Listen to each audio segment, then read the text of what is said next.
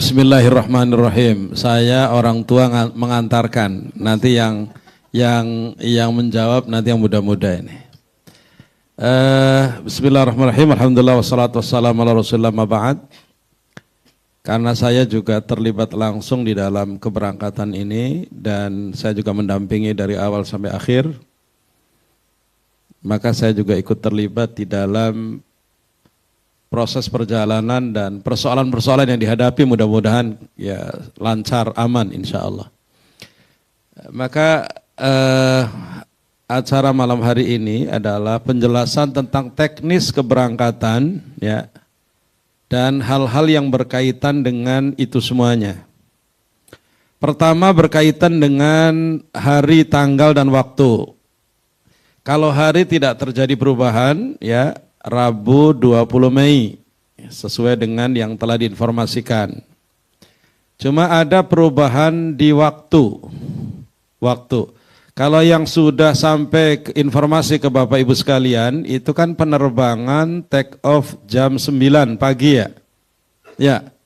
Terjadi perubahan reschedule, perubahan di hari yang sama, tanggal yang sama, ini penerbangannya di pukul 18.30, setengah 7 malam.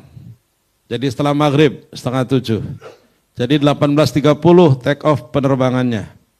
Karena waktu penerbangannya berubah mundur menjadi 18.30, maka Bapak Ibu tidak perlu berangkat malam-malam yang Jabotabek ya. Jadi kita diharuskan ngumpul di Bandara Soekarno-Hatta Terminal 3 pukul 01.13, pukul 13.00 ya, 13.00 ya. Pukul 13.00 kita jamaah ngumpul di Terminal 3. Jam 1. Jadi kalau dari Bekasi jam berapa? Lancar ya? Lancar. Pokoknya dikira-kira lah jam 1 sudah ngumpul di Terminal 3 ya. Bagi Bapak Ibu yang mungkin nginep di Hotel Anara malam itu, bagi yang dari daerah barangkali, ya tetap bahwa jam 1 sudah ngumpul di Terminal 3 insya Allah. Ini yang pertama ya, perubahan ya. Jadi terjadi perubahan dan mohon pihak manajemen menyampaikan ke Bapak Ibu yang tidak mengikuti manasik. Nanti mungkin di-share ulang ya, di-share ulang dan diinformasikan. Ini yang pertama. Yang pertama terkait dengan waktu keberangkatan. Jadi hari apa Bu? Rabu tanggal berapa? 20 Mei, jamnya jam berapa? 18.30 take off-nya, yang kemudian ngumpul di bandara pukul 13. Silakan Pak Wahyu. Nomor penerbangannya tetap apa ganti? Ganti Pak nomor penerbangannya. Ya nanti akan diinformasikan nomor penerbangannya. Penerbangannya QR 957 untuk Jakarta Doha. Nanti dari Doha ke Jeddah QR 1184 kalau nggak salah Pak. Ya nanti diinformasikan aja. Penerbangannya berubah berarti jamnya berubah. Diinformasikan supaya yang tidak ikut manasik juga bisa dapat informasi. Baik Ustaz. Ya. Kemudian yang kedua, jadi kita nanti karena transit di Doha di Qatar ya, jadi maka tadi disampaikan, dan di Qatar kita ganti pesawat.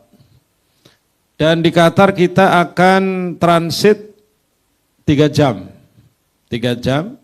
Jadi nyampe di bandara Doha Qatar itu pukul 23.30 ya. 25 ya. 23.30 jam setengah 12 dan berangkat lagi setengah 3. Jadi biasanya 1 jam proses imigrasi dan kita masih ada leluasa untuk bisa ganti pakaian ihram.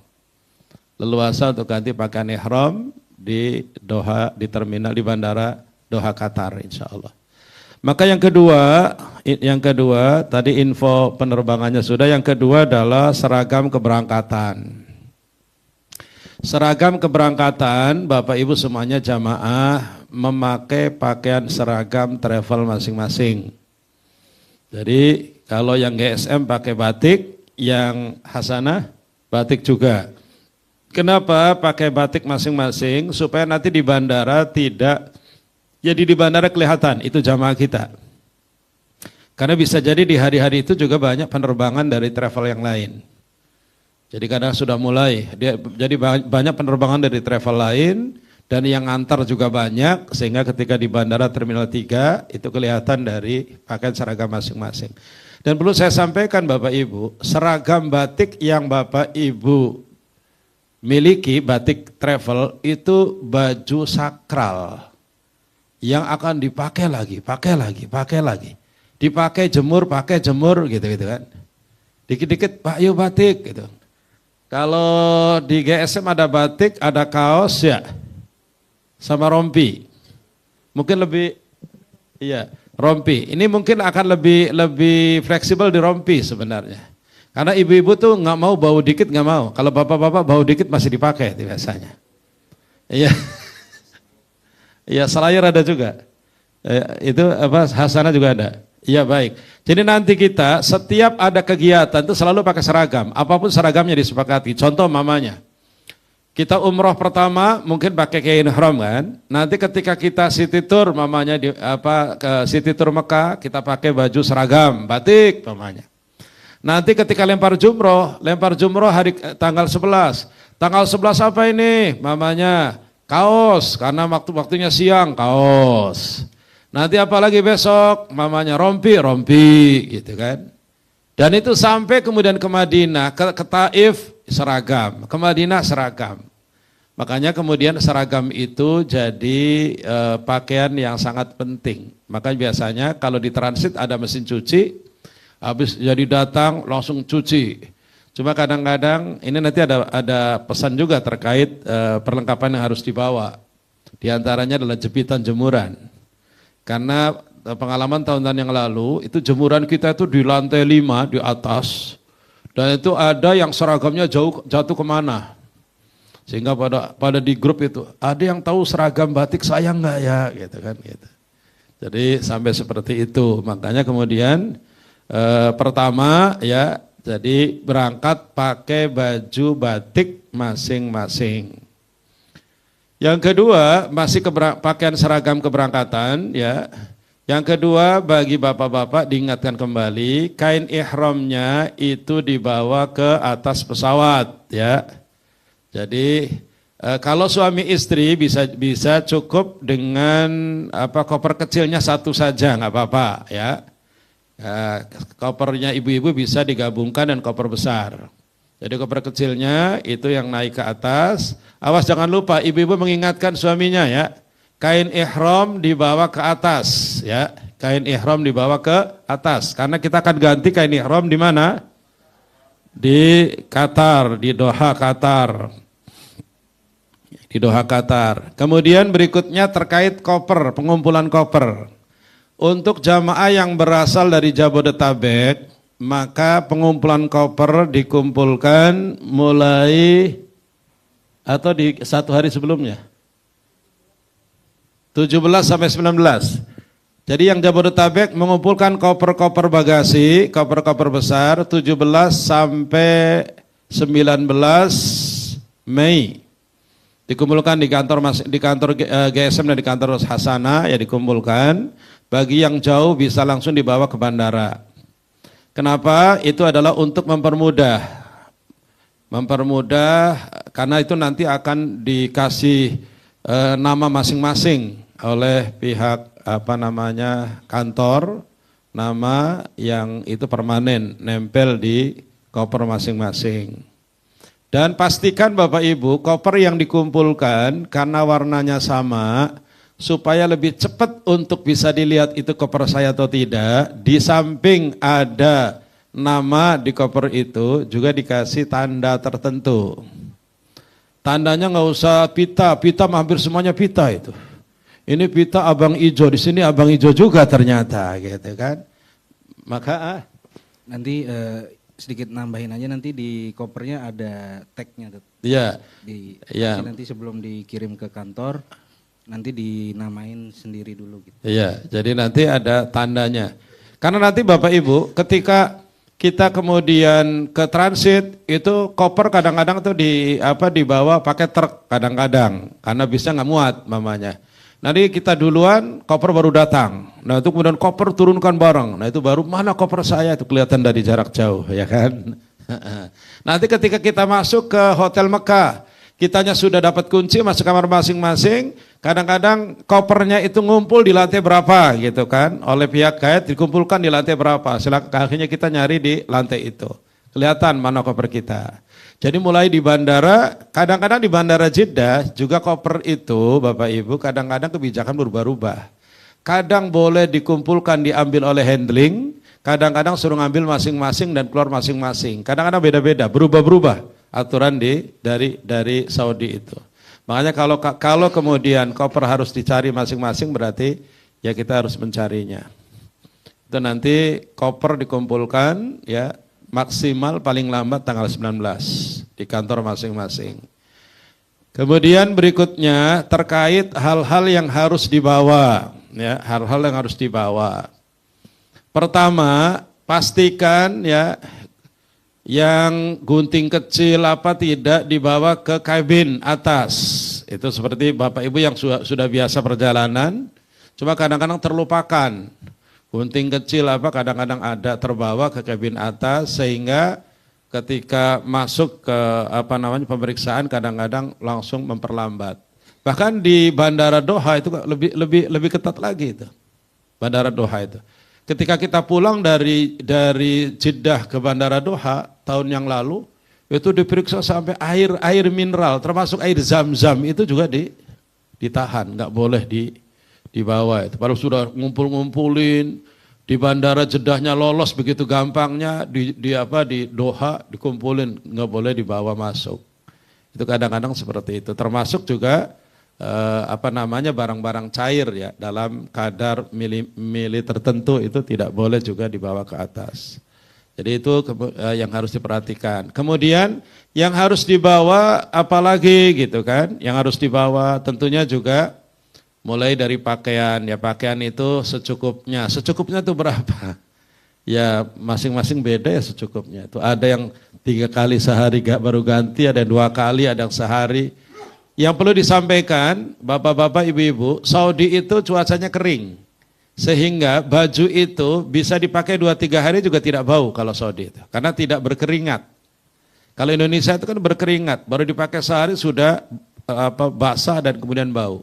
Makanya kemudian tentang pakaian ya silahkan diukur masing-masing karena dibatasi agak sulit ya. Walaupun bisa juga kalau sudah selesai mah bisa beli pakaian di sana ya. Tapi yang paling pasti adalah perlu dibawa pertama tadi ya. Pertama yang dibawa adalah jepitan baju. Jepitan jemuran itu loh. Karena nanti banyak kabur jepitan jemuran itu. Yang kedua hanger, gantungan baju itu penting juga bawa. Kalau bisa yang besi yang bisa dibelok-belokin tuh loh. Saya selalu bawa biasanya 3 kadang-kadang tuh. Saya bawa 3 itu buat gantung baju di kamar transit dan buat di Mina. Di Mina itu kadang-kadang itu kan di Mina tuh nggak ada, makanya ada gantungan enak, gantungin baju atau gantungin anduk itu bisa itu. Jadi gantungan itu. Makanya di Mina bawa 2 kadang-kadang begitu itu. Masuk di koper ya. Itu gantungan baju.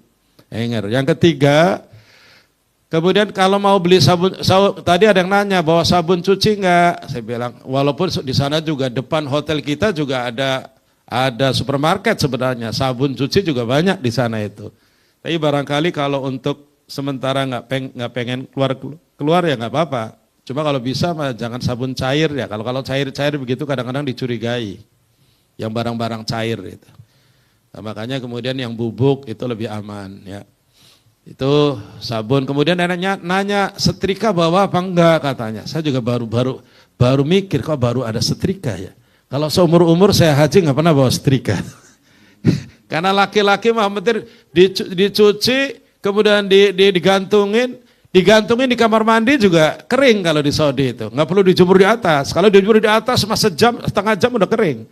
Di kamar mandi juga itu kering. Nah kalau saya biasanya cuma dicuci, diucek-ucek, kalau dijemur, dilipat. Dilipat juga kelihatan setrika itu. Tapi ibu-ibu yang biasa rapi, barangkali yang belum belum yakin dengan itu, maka silakan. Jadi kalau bisa bawa setrika yang yang kecil itu bisa, itu ya, itu bawa, nggak apa-apa. Mungkin barangkali bagi bapak ibu yang biasa traveling, yang biasa, karena di hotel juga ada tawaran untuk laundry sebenarnya. Terkait dengan harga ya tentunya beda ya, antara hotel bintang 5 dengan hotel biasa di musim haji dengan bukan, mungkin barangkali beda. Tetapi artinya bahwa laundry juga ada tersedia. Bahkan kalau laundry di luar untuk kain ihram contohnya nih, setelah umroh kita kemudian langsung kita laundrykan di luar juga banyak sebenarnya laundry di luar. Bahkan selama ini dari teman-teman gaet juga menawarkan laundry di luar. Biasanya dikumpulkan oleh gaet ya per kilo berapa, nanti gaet yang laundrykan keluar dan dihadirkan. Itu biasanya juga bisa. Dan selama ini teman-teman gaet juga menawarkan laundry, itu seperti itu. Jadi tentang apa yang harus dibawa, pakaian itu, obat-obat pribadi tolong dibawa ke atas, ya. Obat-obat pribadi dibawa ke atas di kabin. Kemudian kalau yang berangkatnya pakai sepatu, ya, tolong nanti juga menyiapkan sandal di koper kabin itu, karena nanti ketika pakai kain ihram itu harus berganti dengan sandal, tidak pakai sepatu yang nutup tumit yang tadi disampaikan. Tapi kalau kemudian yang dari berangkat sudah pakai sandal, maka ya sudah cukup, itu tidak perlu kemudian ada cadangan. Walaupun tadi juga diinformasikan, bagi bapak-bapak ibu-ibu yang pakai sandal karet katanya, itu hati-hati di Arafah itu mengkeret sendalnya. Jadi pengalaman di tahun yang lalu nih Pak Uca ini. Jadi kita di Arafah panas banget, sendal itu nggak ada yang dimasukin, padahal sudah dikasih wadah sendal kan, sendalnya di luar. Kepanasan, pada saat keluar, ini sendal saya bukan, kok jadi separuh ya sendal ini. Ternyata dia pada yang lainnya juga sama, ternyata sendal karetnya pada mengkeret jadi kecil gitu kan. Jadi setengah gitu. Jadi nah itu makanya kemudian kadang-kadang begini, di supermarket yang ada di sekitar hotel transit juga dijual sandal. Cuma sandal-sandal yang murah itu kadang-kadang tidak nyaman di kaki hingga kakinya lecet-lecet. Makanya kemudian kenapa kita perlu mempersiapkan sandal dari sini, karena kita akan banyak jalan. Kita akan banyak jalan dan bagi bapak-bapak tentunya jadi sandal itu diperlukan banget. Terutama sandal yang bisa masuk ke toilet dan masuk ke kamar mandi, itu kan ya. Jadi sandal karet itu diperlukan. Kemudian terkait juga ke perlengkapan yang harus dibawa. Iya, kalau yang di Mina nanti penjelasannya. Nah nanti kita rutenya Bapak Ibu, kita akan berangkat ya take off jam 7:30 dari Bandara Soekarno-Hatta, kemudian nyampe ke Bandara Doha itu 11:30, kita langsung ikut alur ya imigrasi, kemudian kita di ruang tunggu itu biasanya sampingnya itu toilet. Kita langsung sambil nunggu, kita pintu dibuka, pintu ruang tunggu, kita kemudian bapak-bapaknya ganti baju. Dan kita berarti, mohon maaf, karena setengah 7 kita take off, berarti masuk kemungkinan 1 jam sebelumnya biasanya kan ya masuk pesawat ya. Boarding itu bisa 5:30, maghrib belum masuk ya, maka kemudian ada 2 kemungkinan. Kemungkinan pertama, sholat maghrib dan isyanya dijamak di pesawat masing-masing, nanti kita akan pastikan di ruang tunggu nanti. Itu lebih aman sebenarnya, supaya kalau kita kemudian turun di Bandara Doha tidak terlalu terburu-buru dengan antrian sholat jamaah. Karena kemudian kamar mandinya juga antri untuk bergantian ganti baju. Bisa juga itu nanti sholat maghrib isyanya dijamak takhir di Bandara Doha. Nanti kepastiannya, nanti putusannya di ruang tunggu nanti, diingatkan saya ya. Jadi kita seragamkan apakah sholat maghrib isyanya dengan tayamum atau dengan wudhu sebelum naik ya. Itu nanti di pesawat. Kalau di pesawat berarti maghrib dulu 3 rakaat, baru isya 2 rakaat. Tapi kalau nanti di Bandara Doha berarti maghrib 3 rakaat, isya 2 rakaat nanti di jamaah akhir. Ini untuk sampai kemudian setelah kita pakai kain ihram belum niat, masih pakai kain ihram, setelah pakai kain ihram kemudian sholat sunnah ihram 2 rakaat di mushola situ, baru kemudian ngumpul di ruang tunggu. Ngumpul di ruang tunggu nanti akan dipandu oleh saya untuk niat umroh. Niat umrohnya nanti di pesawat sebenarnya. Nanti menjelang mikot nanti diingatkan oleh pilot biasanya. Setengah jam sebelum mikot nanti pilot akan mengingatkan dan saya akan komunikasi. Kira-kira kapan akan niat itu akan dimulai. Tapi sudah berganti pakaian itu di Bandara Doha. Nanti kemudian kita masuk pesawat. Nanti kemudian nunggu informasi kapan harus niat. Setelah kemudian dapat informasi saya akan mandu Bapak Ibu sekalian atau ngingetin silakan niat umroh masing-masing dengan membaca apa? Bismillahirrahmanirrahim. Labbaik Allahumma umrotan. Labbaik Allahumma umrotan. Aku penuhi panggilanmu ya Allah untuk menunaikan ibadah umroh. Setelah itu berarti kita sudah ihram dan pastikan tidak menggunakan wangi-wangi. Makanya ketika kita masuk toilet pesawat, di situ ada parfum, ada cuci tangan dengan macam-macam yang wangi, kita harus menghindari itu, ya, menghindari itu. Baru di situ di pesawat kita memperbanyak talbiyah, labbaik Allahumma labbaik, baca talbiyah masing-masing. Kemudian penerbangan Qatar ke Jeddah, sampai Jeddah kita diperkirakan pukul 5. Ya, pukul 5 ya. Pukul 5 pagi kita sampai Jeddah, nanti kita sholat subuh ya. Enaknya sih memang kalau subuhnya jam berapa nanti kita tanya ya. Jeddah itu subuhnya berapa di hari itu. Kalau subuhnya itu jam 4, setengah 5 lebih baik sebelum turun sudah sholat subuh di pesawat, lebih baik. Karena nanti jam 5 turun, itu nanti antrian imigrasi kadang-kadang juga perlu waktu, jam 6 baru keluar, setengah 7 baru keluar, sholat subuhnya akan ketinggalan. Itu akan seperti itu.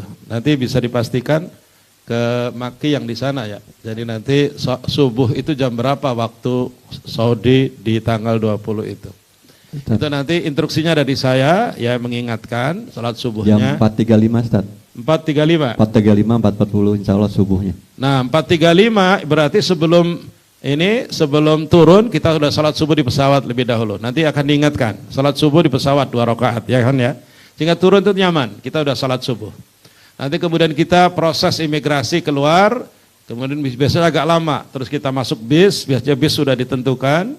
Dari Jeddah itu kemudian kita menuju hotel transit. Menuju hotel transit di Makkah, Jeddah sampai hotel transit diperkirakan berapa jam Pak Hendra? Jeddah Makkah itu nggak lama sebenarnya, sekitar 2 jam 3 jam, ya itu nyampe hotel transit. Kalau jam 6, jam setengah 7 kita keluar dari bandara Jeddah, 8, 9, jam 10 sudah nyampe hotel transit. Nyampe hotel transit, kita kemudian masih pakaian ihram dan masih larangan ihram berlaku. Kita akan mendapat kunci, masuk kamar masing-masing sesuai room list yang sudah ditentukan. Nanti kemudian kita akan diinformasikan, umrohnya biasanya ngambil malam. Ini umrohnya biasanya ngambil malam atau ngambil sore hari. Tergantung nanti teman-teman di sana melihat mana yang lebih cocok. Tapi tidak langsung jam 10 datang, jam 11 berangkat, enggak. Karena naik bis lagi. Biasanya menghindari waktu-waktu sholat. Datang masuk itu menghindari waktu sholat. Jadi kemungkinan habis asar atau kemungkinan setelah isya. Setelah isya pun juga tidak pada saat pas waktu jamaah baru keluar dari Masjidil Haram. Itu nanti kita mungkin malam akan umroh ya. Setelah umroh itu kalau lancar 4-5 jam, nanti selesai kita kemudian pulang dan sholat subuh di hotel transit. Berarti tanggal 21 itu di apa namanya di 22 ya udah itu. 22 pagi kita free, tidak ada kegiatan, di situ istirahat. Kadang-kadang juga betis-betis pada kenceng ya. Yang nggak biasa jalan kaki gitu kan. Nah disitulah mulai zuhur, asar, maghrib, isya, subuh kita sholat di musola transit. Itu selama 5 hari, 6 hari dengan kita kedatangan dan umroh itu. Baru kemudian tanggal 7 Dzulhijjah. Jadi 7 Dzulhijjah itu berapa Mei-nya itu? 24 Mei itu akan ada manasik haji. Manasik haji sampai ke teknis keberangkatan. Jadi akan dijelaskan kembali tentang amaliyah haji dan kemudian teknis keberangkatan. Di antaranya adalah di subuh subuh tanggal 25 Mei itu 8 Dzulhijjah, kita semuanya sudah pada mandi ihram ya. Mandi ihram, kalau ada yang sebelum subuh, ada yang setelah subuh, tergantung antrian kamar masing-masing. Kemudian setelah pakai kain, setelah sarapan kita jam 8.30 kita ngumpul di musola dan semuanya sudah pakai pakaian ihram.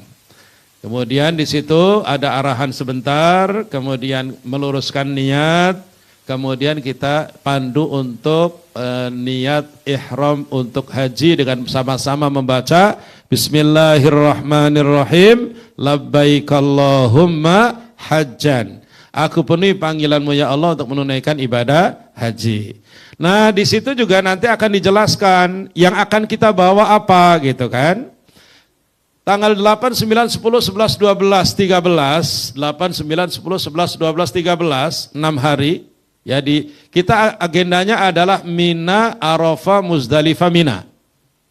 Mina, Arafah, Muzdalifah, Mina. Dan di situ kemudian kita butuh bagi laki-laki pakaiannya pakaian itu butuhnya adalah di tanggal 10, 8 masih ihram, 9 masih ihram ya kan ya.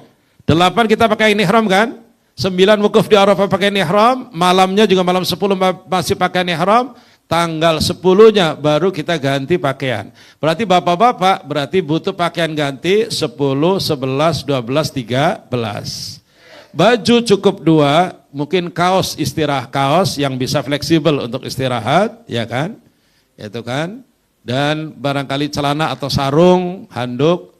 Jadi pakai yang dibawa cuma tas cabin kecil.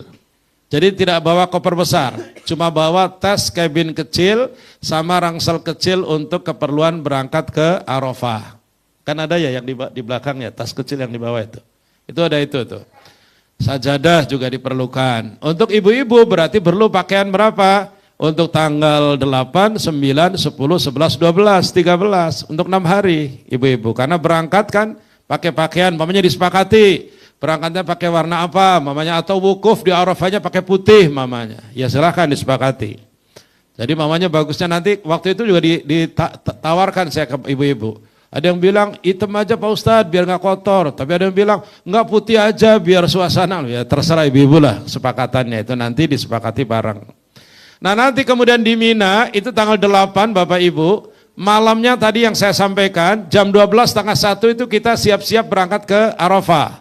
Koper kecil ditinggal di kasur masing-masing. Dan itu aman, selama ini tidak pernah ada masalah, ada kehilangan. Kopernya langsung ditutupi kasur kita, dan kita ke Arafah cuma bawa rangsel kecil yang tadi yang bisa diginikan itu. Itu isinya sajadah, Quran gitu kan ya. Isinya adalah untuk sehari semalam yang ada di sana. Nah ibu-ibu bisa bawa pakaian ganti nggak ada masalah kalau ternyata kemudian. Nah sekarang pertanyaan, kalau kain ihram kita terkena kencing, terkena cipratan kencing, maka Bapak Ibu nggak usah sulit-sulit, langsung disiram aja, dibersihkan saat itu, nanti juga dipakai udah kering lagi itu. Ya. Tapi ada yang bertanya, bagaimana kalau bawa kain ihram cadangan? Nggak apa-apa silahkan, bawa kain ihram cadangan. Tapi selama ini saya nggak pernah bawa kain cadangan-cadangan itu. Kalau umpamanya 3 helai, yang kotor bawah ganti bawahnya, atasnya tetap nggak ada masalah ya. Jadi tetap nggak apa-apa kalau pakai mau bawa nggak apa-apa, tetapi fleksibel. Jadi kalau kotor tinggal dicuci, siram saja itu sudah bersih. Ibu-ibu juga sama, ketika kemudian kainnya roknya gamisnya kena ini, tinggal siram aja pakai air, itu juga kemudian bersih dan itu dipakai kering kembali. Ya, jadi itu nanti akan dijelaskan teknis realnya ketika kita menjelang berangkat ke Arafah Mina. Baik, itu nanti kemudian sampai berikutnya pulang dari pulang ke hotel masing-masing, pulang ke hotel transit setelah haji, itu nanti kemudian dijelaskan lebih rinci. Kemudian berikutnya adalah apa lagi yang perlu disampaikan ya? Oh iya, nanti Bapak Ibu dan jamaah sekalian di hotel transit itu makannya 3 kali sehari ya, jangan khawatir, insya Allah menunya menu Indonesia dan insya Allah buah-buahan juga tersedia, minum-minuman tersedia biasa ya. Kalau di hotel transit Dan untuk kopi ya, air panas dan kopi 24 jam standby. Jadi bapak-bapak penggemar kopi, jadi kalau jam 12 belum ngantuk ya silakan turun ngopi di bawah nggak apa-apa, ya kan gitu kan. Kemudian selama di hotel, kalau di hotel Mekah Madinah ya standar hotel lah. Standar hotel berarti air minumnya adalah pergantiannya di siang hari kan, standar hotel. Jadi kalau Bapak Ibu butuh air mineral tambahan ya tinggal kemudian mencari di supermarket terdekat. Ya, atau Bapak Ibu bawa botol sehingga kalau ke masjid bawa air zam-zam, bawa ke kamar masjid bawa air zam-zam. Karena air zam-zam itu Masjid Nabawi Masjidil Haram juga tersedia begitu leluasa ya. Itu seperti itu. Kemudian dan Bapak Ibu akan merasakan nikmatnya di hotel transit. Mohon maaf, jangan sampai kemudian kaget ya. Ini saya sampaikan sebelumnya. Hotel transit itu adalah hotel sementara kita datang menuju ke proses haji. Kalau boleh saya jujur saya sampaikan, hotel-hotel di Masjidil Haram, Masjid Nabawi sekitar itu, 1 pekan sebelum Armina, itu mahalnya naudzubillah. Itu yang biasa masuk di situ orang-orang negara Teluk biasanya. Semua ONH Plus itu semuanya itu di seminggu sebelum Armina itu semuanya di hotel transit. Dengan lokasi yang beda-beda tergantung pilihannya. Nah ini yang kita tempati di Saroya, di daerah Saroya dekat Jabal Nur ini yang setelah sekian kali kita mencoba ganti-ganti, ini yang paling bagus. Gitu kan. Cuma jangan sampai sampean kemudian tanya di Google langsung kemudian ini bintang berapa ya gitu. Ya nggak keluar bintangnya, orang bukan hotel berbintang. Ini seperti apartemen. Dulu akhirnya kemudian Pak Ustadz, ini kita kan hotel ini pesannya bintang 5. Ini nggak ada bintangnya gitu kan gitu. Kalau ditanya oleh saudaranya yang lain juga sama. Di hotel apa? Bintang berapa? Dekat nggak dengan Masjidil Haram? Itu akhirnya kemudian ketika dijawab, kok jauh banget dari Masjidil Haram katanya plus gitu kan. Ini transit Pak Bu, ini hotel transit ya. Tapi hotel transit ini insya Allah akan kita nikmati bersama-sama. Biasanya setelah selesai baru terasa. Ketika masuk ke hotel bintang 5 baru terasa, ternyata enak di transit ya. Gitu. Kalau zaman dulu ada bapak-bapak tua, ibu-ibu tua yang dihajikan oleh anaknya dan tidak didampingi dari daerah.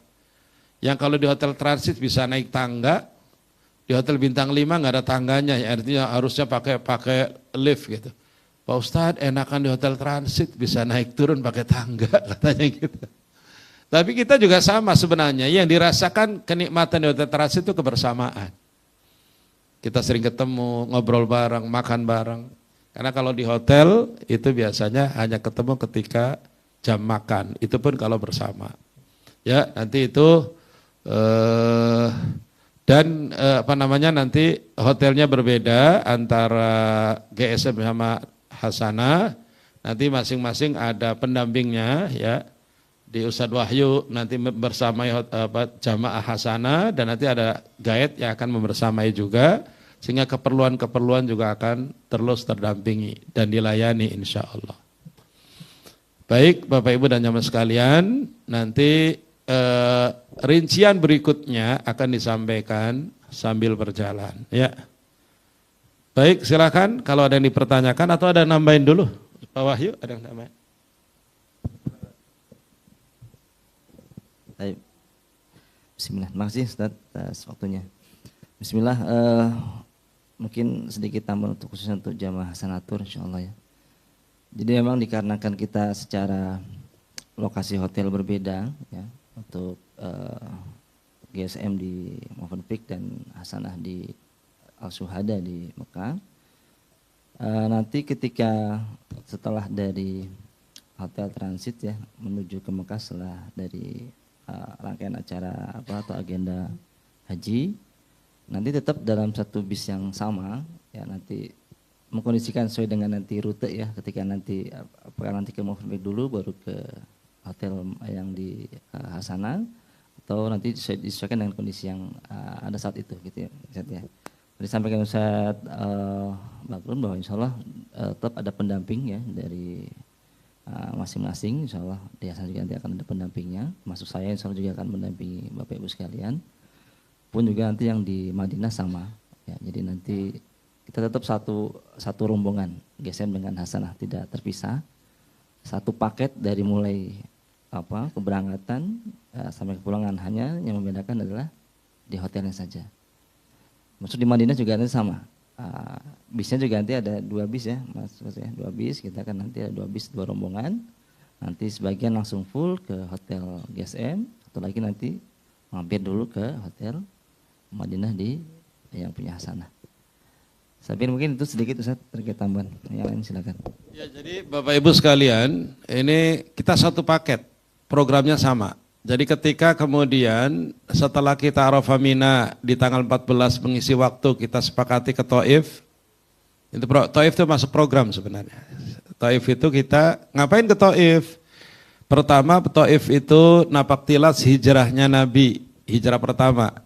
Ya, ke Taif yang kemudian sebelum ke Madinah, yang kemudian diusir. Sampai di Taif belum istirahat, diusir oleh masyarakat. Kemudian pulang, duduk di bawah pohon, datang malaikat menawarkan tawaran dari Allah, ya Rasulullah, saya disuruh oleh Allah untuk menawarkan, kalau mau gunung yang besar ini aku hancurkan dan aku ratakan kepada penduduk Taif yang telah menghinamu. Dijawab oleh Rasul, jangan. Arju an yakhruja min aslabihim man ya'budullah. Aku berharap keluar dari tulang rusuk mereka keturunan yang mau menyembah Allah Subhanahu wa taala. Itu nanti sejarahnya ada. Kemudian di Taif ada makam Sayyidina Ibnu Abbas. Kita akan salat di Masjid Ibnu Abbas, ziarah ke makam Sayyidina Ibnu Abbas. Ibnu Abbas itu anak pamannya Rasulullah. Nah dari situ kita baru kemudian city tour di pabrik pembuatan minyak wangi, ada pasar buah-buahan, yang kemudian kita juga akan nyari makanan Arab ya di bawah pohon-pohon rindang di Taif itu. Itu biasanya begitu. Ada yang kemudian ke kereta gantung ya, kereta gantung yang bapak-bapak di Taman Mini nggak mau naik, nanti di Taif pada pengen naik ya sambil dadah-dadahan gitu kan. Itu di Taif. Itu nanti bareng-bareng. Jadi nanti ketika berangkat ya kemudian nyamper jamaah Hasanah karena hotel berbeda, kemudian kita berangkat bareng. Nanti kemudian di Mekah juga sama. Kalau kemudian ada acara yang harus keluar, kita juga akan nyamper. Jadi akan sama-sama. Jadi tidak terpisahkan. Makanya harapannya adalah ada jamaah GSM yang satu bis dengan jamaah Hasanah dan itu kemudian tetap menjadi saudara sama satu keberangkatan insya Allah ya. Itu seperti itu. Ada lagi ditambahkan Bu Ulfah, Mas Uca atau pertanyaan dari jamaah silahkan. Ya Pak Wisnu ya. Mik ya.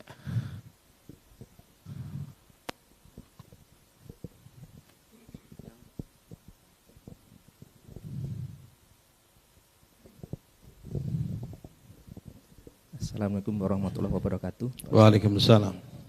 Mau bertanya, untuk yang tidak diizinkan menggunakan baju ataupun properti apapun yang dijahit, itu hanya pada saat tawaf sa'i atau mungkin saya salah tangkap. Terus kemudian kalau menggunakan sendal gunung yang ada jahitannya kira-kira bagaimana? Terima kasih. Baik, Pak Wisnu. Iya, betul. Pak siapa Pak? Iya, Pak Baro, tapi Pak Wisnu kan ya? Iya. Iya, Pak Pandu masih ingat kan? Iya. Saya ngecek Pak Pandu masih ingat gak Pak Wisnu? Pak Yusuf mana Pak Yusuf? Oh, pulang. Iya. Jadi pertanyaannya adalah larangan memakai pakaian berjahit itu apakah saat tawaf dan sa'i saja atau kapan? Jadi Bapak Ibu, larangan-larangan yang tadi disampaikan, pakai wangi-wangian, pakai pakaian berjahit, itu mulai dari kita pakai pakaian ihram dan niat umroh, mulai niat ini. Jadi ketika pakai pakaian ihram, larangan belum berlaku. Tapi ketika sudah niat, labbaik Allahumma umratan, aku penuhi panggilanmu ya Allah, untuk menunaikan ibadah umroh, sejak lafaz itu dibacakan, niat itu dimulai, larangan itu berlaku. Walaupun kita belum tawaf, masih di jalan, masih di apartemen, itu sudah berlaku. Sampai kapan berakhir larangan itu? Sampai kita tahallul. Tahallul itu kapan? Kalau umroh setelah sa'i. Tawaf, sa'i, potong rambut, baru kemudian itu bebas. Walaupun mungkin karena potong rambutnya dikit-dikit itu di di sekitar Masjidil Haram, berarti setelah itu pulang naik bis sudah aman. Gitu kan? Kalau haji larangan itu berarti setelah tanggal 8 kita niat labbaik Allahumma hajjan, aku penuhi panggilanmu ya Allah untuk menunaikan ibadah haji. Sejak itu larangan ihram berlaku sampai kapan? Sampai cukur rambut di tanggal 10. Jadi berarti kan 8, 9, 10 baru setelah cukur rambut baru kemudian kita ganti baju. Pakai sampo, mandi dan lain-lain. Itu kan seperti itu. Cuma yang kemarin disampaikan itu baru tahallul awal. Semuanya boleh kecuali bersetubuh. Bersetubuh suami istri diperbolehkan nanti setelah tawaf, ifadah dan sa'i. Kemudian berkaitan kalau yang berjahit tidak diperbolehkan, bagaimana dengan sendal gunung ada jahitannya diperbolehkan. Sendal gunung, gesper itu boleh ya. Yang berjahit boleh. Mungkin bapak ibu, bapak-bapak yang merasa tidak yakin kemudian bisa menjaga, bisa nggak terbuka, Pak Ustadz boleh nggak pakai peniti ya? Jadi di ininya dikasih peniti gitu kan supaya tidak kebuka, boleh ya. Jadi pakai peniti di sini boleh. Sehingga nanti ketika duduk-duduk begini ya nggak membuka lah gitu kan. Makanya ada ilmunya sebenarnya. Nanti latihan bagaimana pakai pakaian ihram itu. Nanti besok mungkin akan diajarin Dr. Musli ya. Jadi pakai kain ihram itu yang bisa digunakan untuk berjalan dengan nyaman, kayak gini, tapi kemudian tidak membuka, tidak kebuka. Nah ini yang harus dipastikan. Bisa melangkah bebas, tapi tidak kebuka. Kadang-kadang kalau kita tidak bisa, ketika melangkah ininya kebuka. Itu bahaya kalau kebuka itu, ya kan ya? Nah makanya itu boleh, supaya tidak kebuka pakai peniti, nggak apa-apa. Nah kalau yang bapak-bapak yang nggak biasa pakai sarung mungkin digubet-gubet, akhirnya kayak bidadari jalannya kan. Nah, akhirnya kayak bidadari jalannya begini, akhirnya kan susah akhirnya. Nanti kalau tawaf sa'i gimana begini itu kan gitu. Makanya supaya begini bisa tuh, gimana caranya tuh kayak gitu. Nanti memang harus ada, nanti besok praktek itu dengan Dr. Muslih ya. Baik silahkan kalau ada yang ditanyakan. Ini ibu-ibu sama Pak Wahyu silahkan.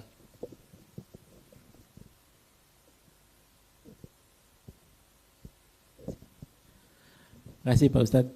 Izin Pak Ustadz nanya untuk yang mikot hajinya itu kok bisa dari hotel transit ya Pak Ustadz ya? Bukan biasanya dari ada jarak tertentu ya untuk ambil mikot tuh? Iya. Jadi untuk haji itu mikotnya, untuk haji bagi orang yang sudah sampai di Mekah, mikotnya dari tempat tinggal masing-masing. Itu untuk haji. Ya, nggak harus keluar, nggak harus ke Tanim atau Jarona enggak ya. Untuk haji itu dari tempat masing-masing. Di ketentuannya memang seperti itu ya. Jadi dari makanya kita ngambil mikotnya dari hotel kita, hotel transit itu ya. Itu ibu-ibu tadi Bu Nuni, Bu Nino apa Nuni? Nino. Hasanah melekat di hati. Saya ikut mempromosikan loh ini. Saya dapat anunya ini, royaltinya ya. Pak Iwan, saya dapat royaltinya. Dari Bu Nino dipasarkan sama saya, Hasanah melekat di hati. Baik, silakan Bu Nino. Bismillahirrahmanirrahim. Assalamualaikum warahmatullahi wabarakatuh. Waalaikumsalam warahmatullahi. Ini yang saya tanyakan tentang keberangkatan, Pak. Yeah. Jadi kemarin disampaikan kalau kita tanggal 20 berangkat, itu tanggal 19 kita kumpul di Hotel Anara. Nah, ini karena keberangkatannya diundur. Nah, ini kumpulnya di Anara bagaimana? Itu yang pertama. Kemudian yang kedua tadi sudah disampaikan oleh Ibu Istiqomah terkait dengan keberangkatan kan kita harus mendapatkan surat keterangan bisa terbang begitu kan. Berarti ada pemeriksaan kesehatan ulang. Nah, ini kapan dilaksanakannya? Nggih, terima kasih. Nggih niku yang jawab Pak Wahyu ya. Silakan.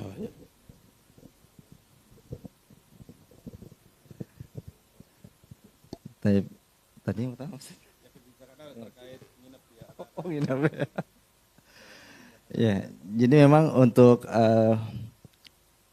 secara umum memang kita akan berkumpul ya di Hotel Anara di Bandara Soekarno-Hatta di Terminal 3.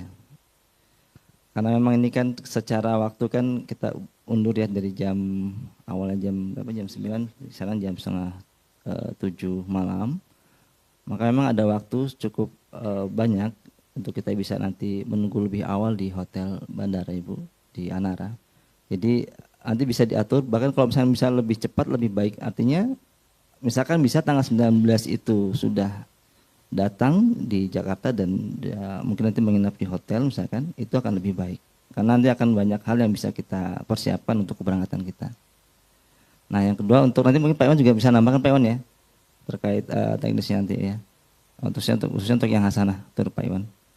Kalau untuk yang satu layak terbang, saya juga ini harus konfirmasi. Biasanya kalau di tim handling memang sudah include Pak ya, kita di counter check-in untuk ini semua. Saya nggak tahu nanti secara teknis bagaimana untuk yang surat layak terbang itu, kesehatan layak terbang. Untuk surat layak terbang sebenarnya nggak ada pemeriksaan lagi sih untuk tahun-tahun sebelumnya gitu Bu. Cuma untuk tahun ini kan kementeriannya baru, kita juga belum tahu gitu ketika nanti untuk keberangkatan haji seperti apa. Kalau sebelum-sebelumnya sih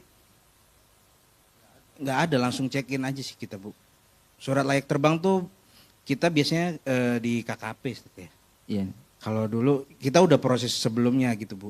Kalau sekarang untuk tahun ini ya kita belum tahu untuk teknis dari Kemenkesnya itu seperti apa. Karena kan Istitoa itu juga untuk haji khusus baru tahun ini. Sebelumnya kita biasanya manasik di hari ketiga atau hari Minggu besok itu kita baru MCU biasanya 1 bulan sebelum keberangkatan. Tapi tahun ini di awal kita sudah diwajibkan untuk medical check up. Seperti itu sih Bu. Mungkin Pak Iwan bisa menambahkan Pak Iwan terkait. Ya, sedikit menambahkan secara umum. Sekarang ini posisi KKP Dinas Kesehatan Pelabuhan memang secara undang-undang masih diberlakukan setiap yang mau masuk ke Middle East, ke Tanah Arab, itu ada 2 meningitis dan polio. Sekarang lagi ada isunya lagi mau ditambahkan influenza. Nah, pada prinsipnya wallahualam 2 hal ini yang paling masih belum dicabut undang-undangnya keterkaitan meningitis dan polio. Nah, makanya kemarin kita meminta adanya meningitis dan polio, tujuan biar kami sudah terkoordinasi dengan pihak KKP bahwa jamaah kami secara keseluruhan sudah siap terbang. Insya Allah seperti itu. Jadi memang tidak perlu lagi ada ada cek kelayakan terbang lagi Bu. Karena sudah ada bukti tadi sehat ya, vaksinnya dan seterusnya sudah ada. Ya. Mungkin yang lain ada lagi masuk ke sana. Silakan, Pak.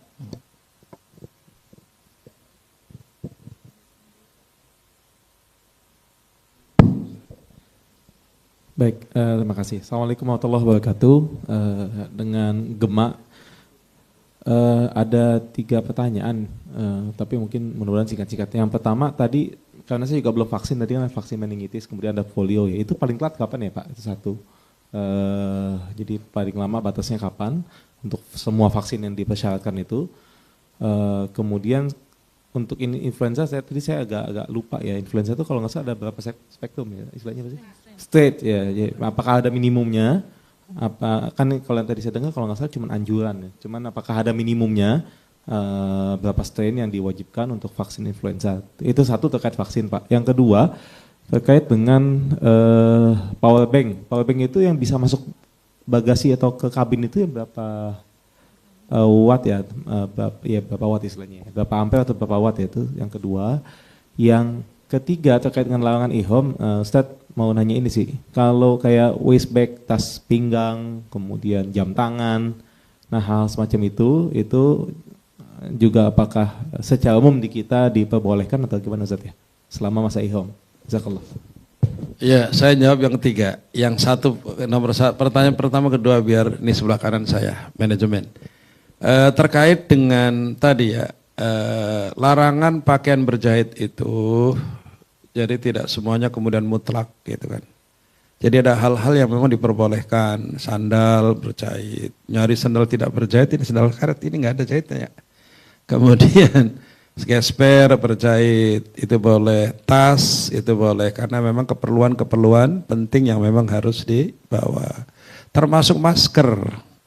Masker itu juga diperbolehkan. Awal mulanya sempat tuh orang banyak kiai-kiai ustaz-ustaz yang hati-hati banget, jangan pakai emang. Tapi kemudian pihak dokter kan harus pakai. Kata ustaznya jangan itu. Tapi ini masker itu menyerupai cadar atau atau karena jahitannya. Ya sekarang mah akhirnya menganjurkan semuanya. Dokter-dokter, ustaz-ustaz, kiai-kiai, ulama-ulama juga menganjurkan. Apalagi kadang di musim haji ya. Itu kita di apartemen kadang-kadang juga dengan musola yang ngumpul, pulang haji hampir rata-rata itu. Pulang haji hampir rata-rata. Kalau sudah sampai ke Madinah, wow, yang namanya batuk, satu ruangan besar itu batuk semua. Gerak-gerik-geruk, gerak-gerik-geruk, gerak-gerik-geruk. Makanya nanti dokter itu obat yang paling laris ada obat batuk. Makanya bapak-bapak disiapin aja kalau punya obat batuk yang cocok buat bapak dibawa. Karena itu akan tidak bisa terhindari dari itu semuanya. Ya. Silakan itu tentang power bank sama vaksin. Vaksin itu kelonggarannya sampai kapan? Vaksin. Vaksin itu tiga-tiganya wajib atau influenzanya tidak wajib gitu kan? Kayaknya saya juga nggak suntik influenza itu. Iya, mungkin saya tambah sekali lagi. Meningitis dan polio. Meningitis sekarang masa berlakunya bisa sampai 3 tahun. Masa berlaku. Efektivitas di dalam tubuhnya itu setelah disuntik 10 hari. Kami dari pihak travel hanya perlu administrasi melaporkan ke pihak KKP. Jadi kalau Bapak ingin efektif sekali, berarti posisinya sebelum 10 hari sudah disuntik meningitis. Kalau sekarang, Pak boleh nggak sekarang meningitis? Lebih bagus, jauh-jauh, karena masa berlakunya sampai 3 tahun.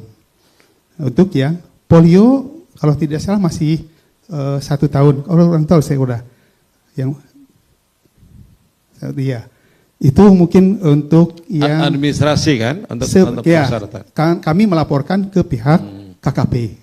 Insya Allah sebagai kalau yang influenza, Pak Iwan. Influenza sampai sekarang ini masih belum wajib, belum kan? Ada kewajiban. Iya. Wajib, Ustaz.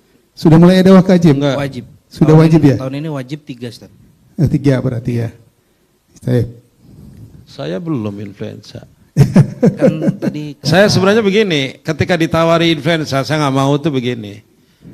Dulu saya nggak pernah suntik influenza dan itu kena flu-nya di akhir-akhir. Pas suntik influenza baru di apartemen 3 hari sudah kena flu. Saya bilang nggak mau, saya bilang wong dulu nggak pernah nggak suntik kena flu-nya di akhir. Setelah suntik influenza 3 hari baru sudah kena. Belum apa-apa 3 hari di hotel transit sudah kena. Nah ini makanya saya juga belum influenza itu. Wajib apa sunnah? Dianjurkan sama Ibu Istiqomah tadi kan. Wow, Ibu Istiqomah itu makan. Aturan KKP-nya? Kalau aturan Saudi wajib, Ustaz. Aturan Saudi wajib. Terus itu ada harus dibuktikan nih kartu kuning dulu. Kan selama ini kalau vaksin gitu seperti itu jarang dicek, Ustaz ya. Iya, jarang dicek. Jarang dicek gitu. Maksud saya secara administrasi ini kan ketika visa sudah keluar, berarti selesai semuanya kan? Sudah selesai. Iya, itu udah selesai. Pak Gema visanya udah keluar. Alhamdulillah sudah. Nah itu, berarti kan sudah selesai. Iya, vaksin itu keperluannya di KKP. Iya, betul. Di Indonesianya. Nanti kalau sudah sananya, karena sekarang sistem di BPJS, Istitoah, sampai ke sistem kesehatan Kementerian Saudi sudah terkoneksi, Ustaz, secara keseluruhan. Ada harapan itu. Oke, tambahan tadi tentang power bank. Power bank ini memang kami berulang-ulang Tidak hanya haji, umroh pun kejadian terus. Setiap manasik tidak boleh ada power bank yang dibagasikan. Sudah dikatakan gitu, ada aja jamaah naruh lagi power bank di bagasi. Kasusnya ini yang kejadian beberapa hari yang lalu, jamaah kami kopernya tidak diangkut sama maskapai karena terdeteksi ada power bank dari bagasinya. Nah, berarti kondisinya power bank mohon dengan sangat harus kudu dibawa di tenteng di hand carry Bapak Ibu. Maksimalnya 20.000. Ya. Karena Bapak Ibu kan akan lama di Saudi, akan berlama-lama itikaf di Masjid Haramain, sangat perlu power bank. Monggo. Satu lagi diingatkan, colokan yang ada di hotel di Saudi banyakannya ada colokan 3. Apa? Bayang ngecas dan seterusnya sudah dipersiapkan. Kalaupun aduh lupa, di sono banyak ya Sad ya. Tuh insyaallah. Yes, pokoknya bawa duit. Sehingga sebenarnya mau jepitan, mau apa colokan, mau ember, mau apa nanti beli di sana ya. Yang penting bawa duit. Enak kan? Iya. Baik, silakan. Ada yang mau bertanya kembali sebelum ditutup? Ya, silakan Bu Wulan.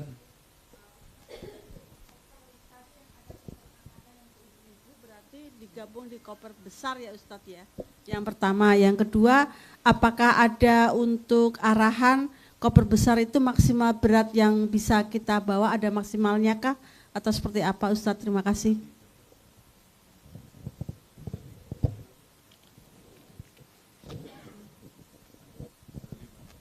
Jadi koper kecil itu maksudnya biar ibu-ibu nggak repot ya, tantang tenteng. Maka koper kecil bisa dimasukkan di dalam koper besar. Kalau koper besarnya tidak terlalu banyak isinya. Kalau koper besarnya udah banyak juga, maka bisa di luar, cuma dibagasikan, ikut dibagasikan gitu loh, tidak dibawa ke atas. Cuma tadi juga saya ngomong ke Mbak Ulfa sama Mas Uca itu. Saya bilang kadang-kadang jamaah itu supaya tidak repot, tetap koper kecilnya dibagasikan, ternyata masih nenteng kanan kiri, ada rangsel lagi, ada begini lagi. Ya sama aja bohong, saya bilang kayak gitu mah. Maka biarin aja, saya bilang koper kecilnya dibawa juga. Koper kecil diikut dibagasikan, biar nggak banyak tentengan, ternyata rangsel lagi, ini lagi. Akhirnya sama aja kan gitu kan. Nah terkait beratnya koper besar, berapa 25? 25 Ustaz. Kalau koper kecil dibawa ke kabin, atau artinya berat yang boleh dibawa ke kabin 7 kilo maksimal sih Ibu. Kalau dibagasikan semuanya, entah itu koper besar atau kecil, maksimal 25 kilo per orang. Per koper? Total maksimal. Ya.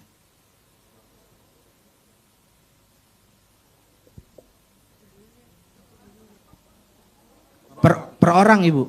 Jadi kalau koper kecil, kalau koper besar atas nama bulan 1 berarti 25. Tapi pengalaman sebenarnya, tas koper cabin yang dibawa ke atas, yang penting kalau bawa nggak kelihatan berat juga. Yang bawanya senyum-senyum ringan juga, walaupun berat juga nggak apa-apa sebenarnya. Tidak karena koper kita udah kecil ya, tidak mencurigakan. Sehingga nanti walaupun berat, bawanya agak senyum-senyum ringan ya nggak apa-apa. Jangan begini.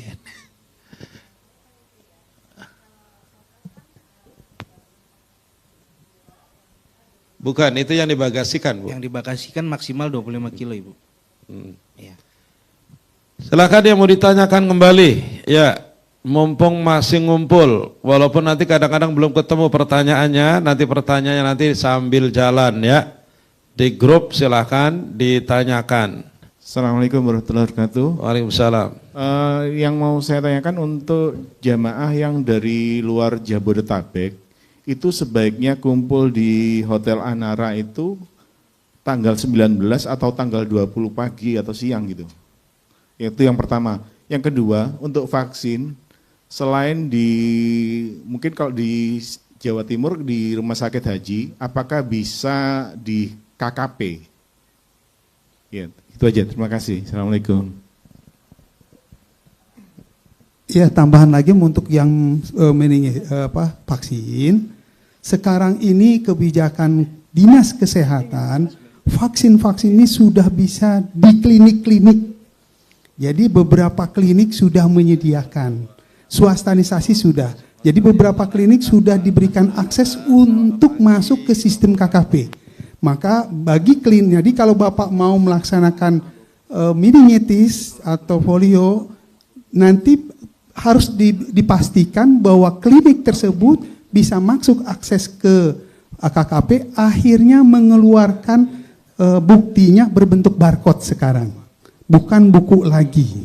Kalau dulu namanya buku kuning ya. Sekarang tidak, berbentuk lembaran PDF yang ada barcode-nya. Jika barcode-nya diklik, sudah menunjukkan yang bersangkutan sesuai data paspor, yang bersangkutan sudah.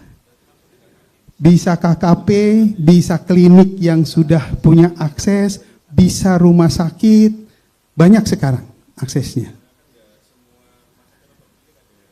Ya, akses ke KKP-nya.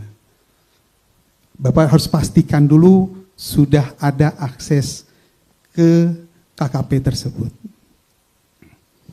Ya, berkaitan dengan pertanyaan pertama, bagi jamaah luar Jabodetabek, itu ngumpul di Anaranya, apakah tanggal 19 nginep dulu atau pagi? Ya orang tempat jauh ya, kalau mamanya dari luar Jawa, kalau kemudian dari Surabaya, mamanya dari Surabaya, dari Banyuwangi, kalau bisa berangkat sore kemudian pagi sampai di Jakarta, ya nggak apa-apa, mamanya terserah. Cuma kan antisipasi ya, mungkin capek, lelah atau gimana. Lebih aman sih memang nginep dulu kalau yang luar Jabodetabek, nginep di Anara supaya fisik juga terawat dengan baik kan gitu kan ya, nggak lelah. Sehingga pagi masih di hotel, masih istirahat kan, baru siangnya baru check out dan ngumpul bareng di bandara gitu kan. Yang nginep dulu tuh, yang mau nginep dulu tuh. Ya mau nginep di mana aja lah, nginep di mana saja. Karena kita berarti kan ada ngumpul di Anara nggak? Ada, Ustaz. Di Anara. Jam 1 itu ngumpul di mana? Di Anara. Jam 1 ngumpul di Anara. Jam 1 ngumpul di Anara, jam 3 baru? Mungkin check-in dan profiling. Jam 4. Jam 1 ngumpul di Anara. Nah itu pertanyaan tadi, bagi luar Jawa, itu ngumpul di Anaranya itu apakah nginep di situ atau langsung paginya itu gitu kan? Ya mungkin boleh tambahin sebentar lagi. Kami dari pihak travel sangat berharap banyak bahwa kami merasa aman kondisi Bapak di perjalanannya. Harapan kami, kalau Bapak Ibu, kami sering banget kejadian. Pada saat pernah ada kasus, berangkat pagi, ternyata delay, sedangkan kami sudah melakukan proses check-in. Posisi Bapak masih di daerah. Nah makanya kalau boleh disarankan, kalau boleh kami mewajibkan, kami ya pihak travel, biar kami merasa nyaman dan aman bahwa Bapak sudah ada di bandara. Makanya berharap banyak Bapak sudah ada di bandara, sekitar bandara. Kalau misal di hotel lebih bagus. Tapi informasikan kami bahwa kami nanti akan melakukan jemputan dari hotel yang Bapak lakukan sendiri atau minta tolong ke kami, tolong dipesankan hotelnya. Insya Allah kami bantu. Siap, kami sudah menyatakan diri kami adalah pelayan tamu-tamu Allah. Siap untuk melayani tamu-tamu Allah. Allahu Akbar. Allahu Akbar.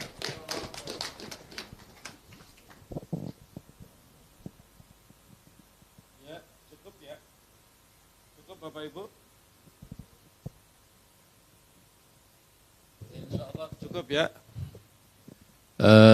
Sudah jam 9, jadi kita cukupkan dan berkaitan dengan masalah-masalah teknis insya Allah sambil dikomunikasikan ya.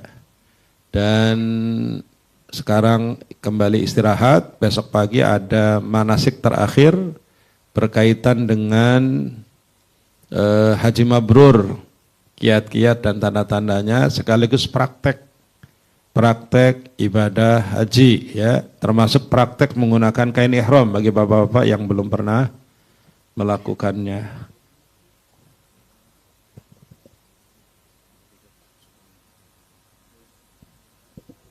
Ya nggak apa-apa. Bagus juga bagi bapak-bapak yang belum pernah umroh ya, atau besok bisa bawa kain ihramnya untuk dipraktekkan dengan Dr. Muslih insyaallah pada saat materi praktek itu. Baik, cukup sampai di sini ya. Subhanakallahumma wa bihamdika asyhadu an la ilaha illa anta astaghfiruka wa atubu ilaik. Assalamualaikum warahmatullahi wabarakatuh.